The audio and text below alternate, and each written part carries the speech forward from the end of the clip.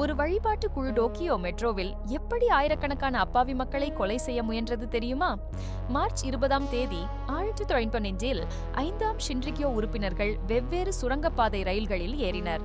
அவர்களுடன் இருந்தது மதிய உணவு பெட்டிகள் போல் மாறுவேடத்தில் இருந்த சரின் விஷவாயு. காலை நேர பீக் ஹவரில் அரசு மாவட்டத்தை குறிவைத்து அவர்கள் தங்கள் திட்டத்தை செயல்படுத்தினர். கூர்மையான குடைகளால் பிளாஸ்டிக் பைகளை துளையிட்டு வாசனையற்ற விஷவாயு பரவவிட்டனர்.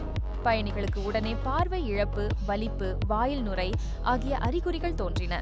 பலர் தரையில் விழுந்து துடித்தனர்.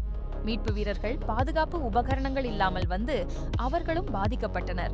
13 பேர் இறந்தனர். ஆயிரக்கணக்கானோர் மருத்துவமனையில் அனுமதிக்கப்பட்டனர்.